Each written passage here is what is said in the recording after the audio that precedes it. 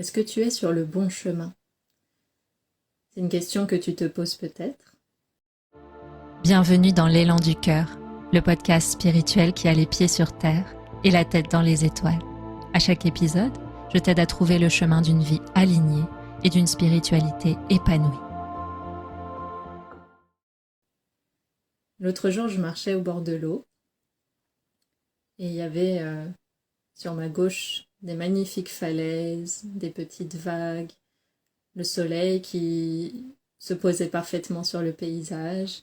C'était un moment super beau où, je sais pas, j'admirais ce qui m'entourait et c'était super agréable.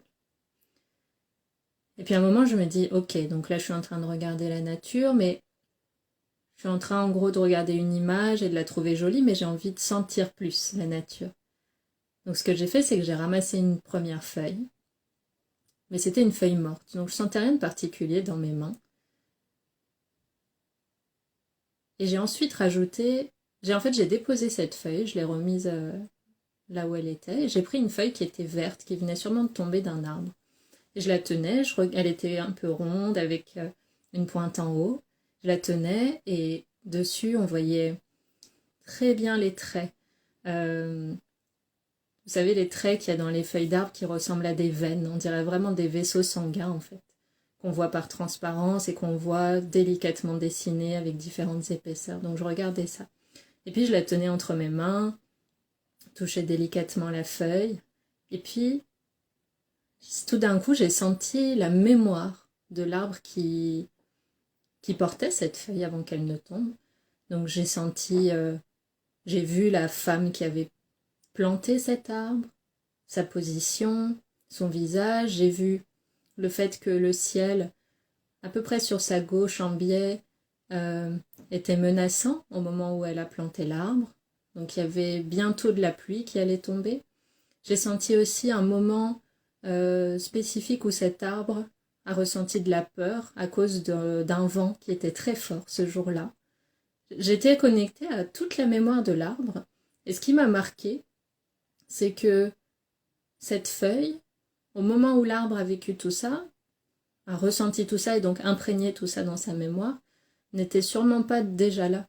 La feuille est apparue après toutes ces mémoires, après le moment où il a été planté, après le moment où il a vécu une tempête, etc. Et pourtant, cette feuille, elle a hérité de la totalité de cette mémoire. Et tout d'un coup, je me suis rendu compte de la perfection qu'il y a en tout, parce que nous, à notre échelle humaine, on travaille souvent sur nos propres mémoires, ce qu'on a engrammé en nous. Mais en fait, on oublie qu'en nous, il n'y a pas, comme la feuille de cet arbre, en fait, il n'y a pas que la mémoire de nos ancêtres, ou que la mémoire de notre maman. En fait, il y a la mémoire de l'humanité entière, de la création entière, depuis la première cellule aquatique qui est apparue. Et cette pensée-là, pourquoi je la relie aujourd'hui à cette question, es-tu sur le bon chemin? C'est parce que quand on se pose cette question, on pense qu'il peut y avoir quelque chose d'imparfait dans ce que nous sommes déjà et ce que nous sommes déjà en train d'expérimenter au sein de cette existence. Dans ce partage, je vais utiliser le mot source, mais vous pouvez très bien dire univers, vie, amour, Dieu, c'est libre en fait, c'est un mot qui de toute façon désigne ce qui ne peut pas être nommé. Donc moi je vais dire source, mais vous pouvez le relier à ce que vous voulez. Et en fait, nous, on est cette source. Il y a déjà une perfection dans tout. Par exemple, la géométrie de l'univers, elle est parfaite. La manière dont les planètes et leurs satellites se comportent les uns vis-à-vis des autres, c'est parfait, c'est une géométrie parfaite. Et il y a une géométrie parfaite à la fois dans le très très grand, jusque dans le très très petit, dans la moindre de nos cellules. Alors pourquoi nous, dans notre petit personnage, notre individualité, on serait détaché de cette perfection? Pourquoi tout d'un coup, nous, on serait sur le mauvais chemin, il y aurait quelque chose qui ne se passerait pas, tel que la vie dans sa globalité, la source dans sa globalité, l'a créé, l'a mis en mouvement, ici et maintenant. Ça, c'est une perspective que je veux amener parce que comment on peut être sur le mauvais chemin? Est-ce que c'est même possible d'être sur un mauvais chemin?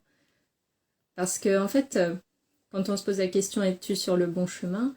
Est-ce que je suis sur le bon chemin? C'est notre individualité, notre personnage, petit jeu, qui se croit limité à ce petit personnage, qui a peur parfois de pas réussir sa vie, aller au bout de ses rêves, qui a peur de rater quelque chose, passer à côté de quelque chose.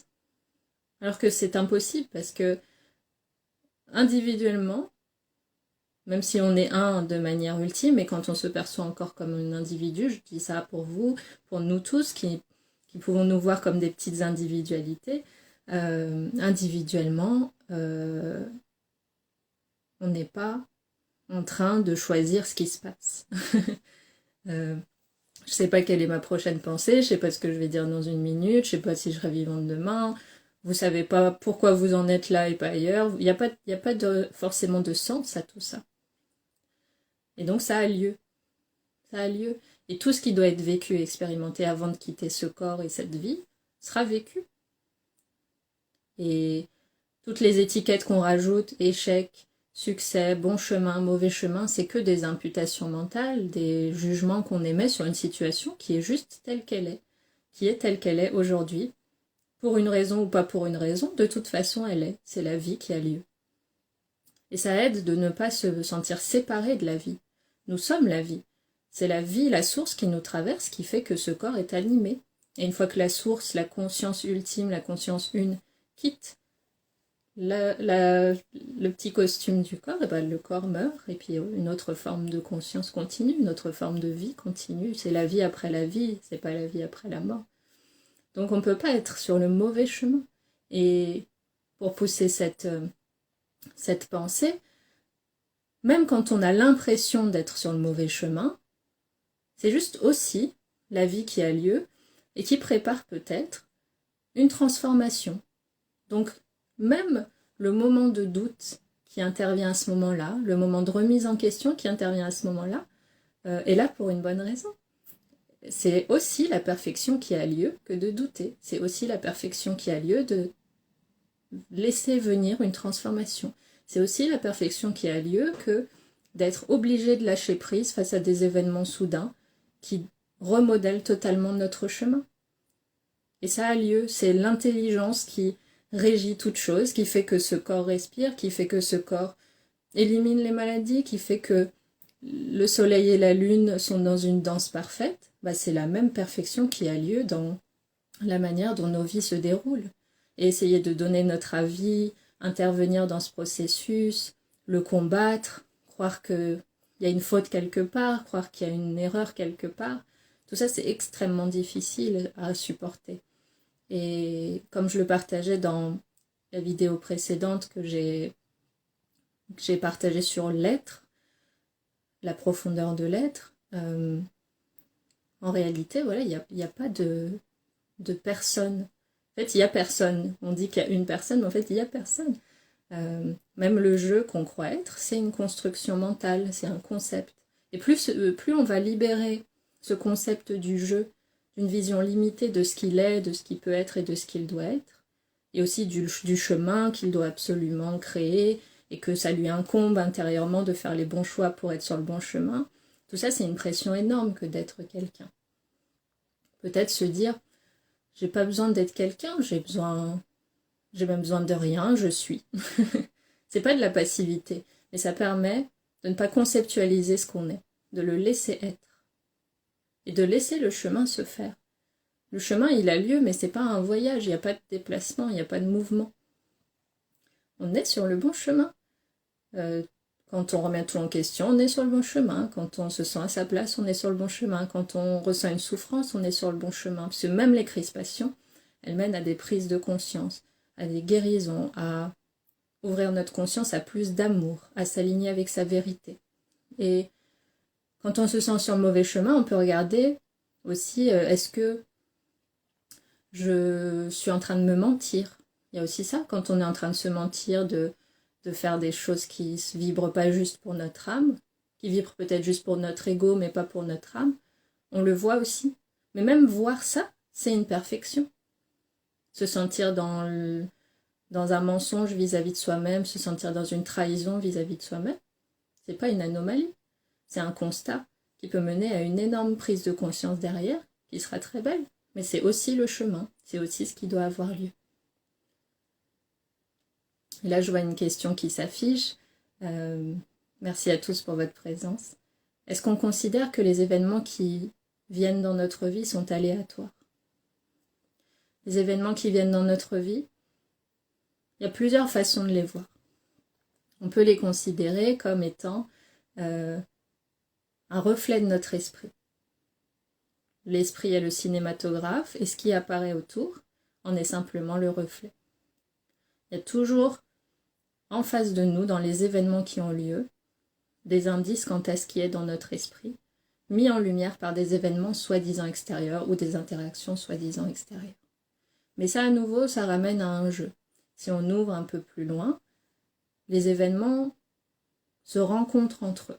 Il y a des lignes de temps qui se croisent. Il y a des choses qu'on a vécues dans d'autres vies qui reviennent sous d'autres formes. Il y a des êtres qu'on a rencontrés à des moments précis où le temps et l'espace se croisent, qu'on rencontre à nouveau. Il y a des lignes de temps parallèles.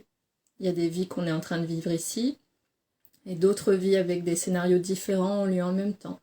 Donc les événements tels qu'on les voit avec notre perception humaine sont beaucoup plus complexes en réalité, voire même certains aspects de ces événements ne sont pas encore compréhensibles par notre esprit humain. Donc les événements ne sont pas aléatoires au sens où c'est chaotique. C'est-à-dire comme la Terre tourne d'une certaine façon à une certaine vitesse, c'est pas aléatoire, c'est dû à un magnétisme très précis. Les événements qui arrivent dans notre vie, ils sont la source de causes qui ont été créées précédemment, dans cette vie ou dans une autre. C'est ce qu'on appelle aussi le karma. Mais c'est important de lire et de se renseigner sur le karma. J'ai fait un article aussi dessus si c'est un sujet qui vous intéresse, parce que aujourd'hui on réduit le karma des fois à des citations sur Pinterest qui disent karma is machin, le karma c'est une punition, etc. Non. C'est une cause qui est créée, aussi vrai que quand on prend une pierre et on la jette dans l'eau, il y a un mouvement qui va être créé dans l'eau. C'est un peu pareil avec les événements qui surviennent dans notre vie, ils sont le retour de quelque chose qui a été causé précédemment. Mais par exemple, avoir un corps en bonne santé, c'est une cause d'un karma positif. Avoir des moyens ou de l'argent, c'est le résultat d'un karma de générosité qui a été créé précédemment. Donc, les événements qui viennent dans notre vie, ils sont la conséquence de la conscience qui a créé des causes pour la conscience elle-même. Et en réalité, la vie, c'est la conscience qui s'expérimente elle-même, tout simplement. J'espère que ça répond à ta question. Tu n'hésites pas à compléter si tu as besoin d'autres apports. Et donc, quand on a l'impression de ne pas être sur le bon chemin, en fait, on est exactement sur le bon chemin. Ce temps de remise en question, il est nécessaire. Toute transformation part d'un doute. Toute évolution part de la destruction de quelque chose qui a précédé. Et c'est le cas actuellement dans la nature, dans les atomes les plus variés de ce qui nous entoure. Il y a destruction, naissance, mort, naissance, y compris dans notre corps. Actuellement, il y a des cellules qui meurent, des cellules qui naissent, et ce mouvement, il est infini. Donc, il n'y a pas de chemin. Il y a la vie qui se déroule sans erreur, sans accroc, avec une parfaite danse, une parfaite harmonie. Et quand, par exemple, on en parle de manière peut-être spirituelle en parlant de la source et de la vie et de l'énergie d'amour qui traverse toute chose, mais on peut aussi en venir à parler de ce qu'on évoque en développement personnel. Par exemple, on dit souvent que quand on vit une difficulté, c'est quelques années après qu'on va se rendre compte de l'importance de l'événement qui a eu lieu et de ce qu'il a apporté de positif. C'est ça. Sur le moment, c'est vécu comme une contraction parce que le mental s'en mêle et dit qu'il y a erreur. Et puis tout simplement, au moment où cette situation de crispation, entre guillemets, a porté tous ses fruits, a mené à la transformation intérieure dont on avait besoin, a permis les remises en question et l'audace de se laisser emmener par le flux de la vie qui a lieu, là on dit, c'est la meilleure chose qui me soit arrivée. Parce qu'on a arrêté de mentaliser, on a laissé les choses se faire et on a laissé le processus dans sa globalité mener au point B. tout simplement. Alors je vois Medium Sab qui partage: lorsque se révèle la reconnaissance du soi, tout devient tellement simple, c'est libérateur. Exactement. Et le soi qu'évoque Medium Sab, pour vous qui êtes ici, enfin, moi en tout cas la manière dont je le vois, c'est pas un soi individuel. Moi le soi, c'est la conscience qui traverse toute chose, qui donne vie à toute chose et qui est la même qu'on soit un humain, un arbre, une souris, une particule d'air. C'est tout un, partout. On n'est pas séparés.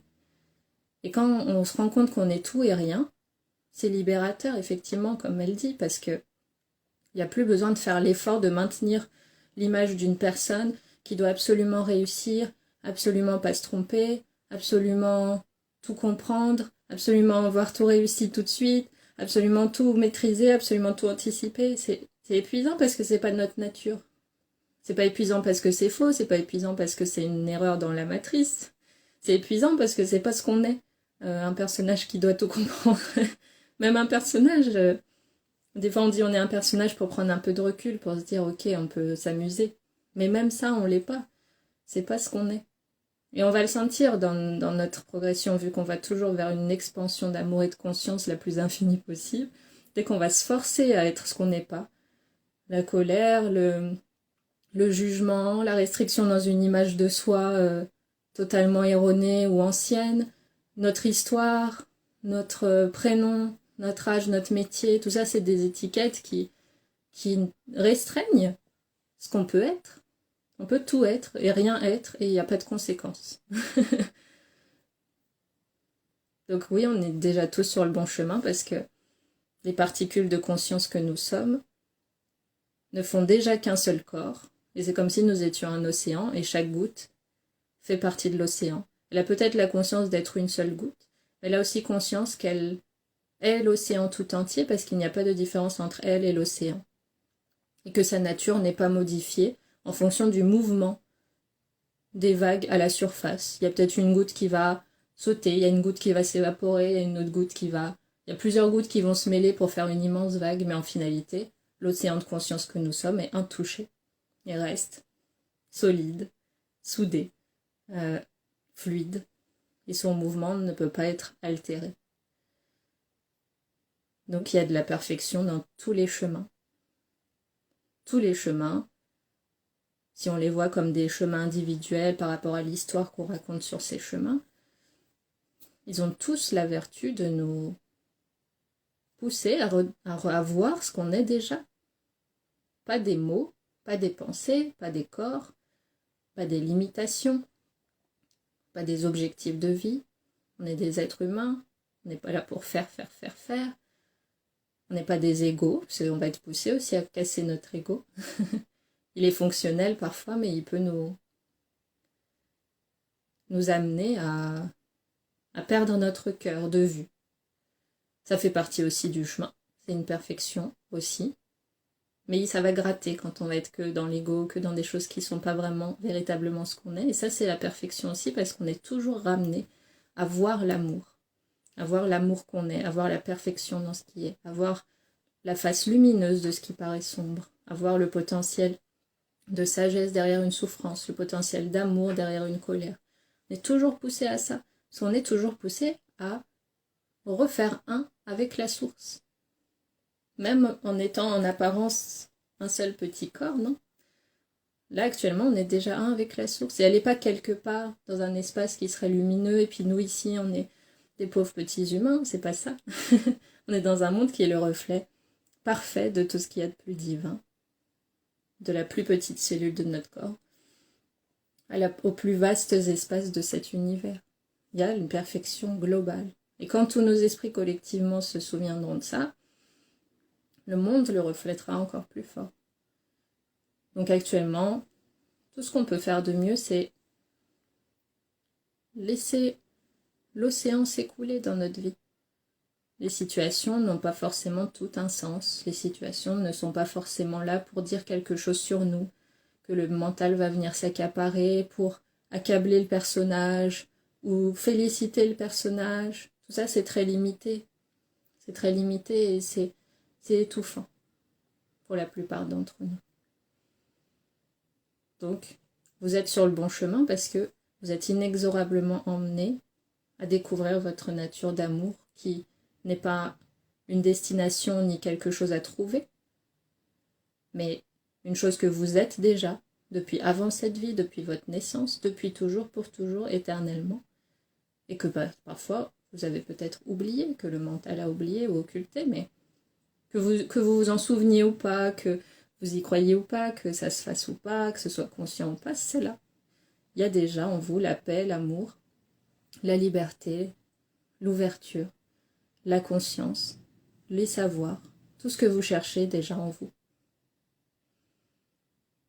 C'est pas une méthode, ça fleurit, ça se révèle quand c'est prêt, quand c'est ce que la conscience manifeste. Donc, remettez tout à la source, remettez ce qui pèse sur le cœur à la source, remettez vos crispations à la source, remettez vos questions à la source, libérez-vous. Essayez de faire du silence, remettez à la source tout ce qui obstrue le silence. Et vous verrez qu'il y a une grande paix à se laisser tranquille et à accepter d'être personne. Tout simplement. J'ai été contente de partager ce moment avec vous aujourd'hui. Je vais poster ce contenu aussi sur YouTube pour les personnes qui veulent le regarder en replay et comme d'habitude sous la forme de podcast sur Spotify et Apple. Voilà, n'hésitez pas à me soumettre par message, par commentaire, par mail, via mon site sophia-ama.com, vos suggestions, s'il y a des sujets qui résonnent particulièrement en ce moment pour vous, on peut en discuter, on peut organiser des ateliers, on peut faire des lives, on peut prendre le temps de partager sur tous ces sujets parce que c'est important qu'on se nourrisse mutuellement et qu'on puisse y voir plus clair et se laisser tranquille et voir la beauté qui réside dans notre nature fondamentale. Merci à tous pour aujourd'hui. Prenez bien soin de vous et je vous embrasse. À bientôt.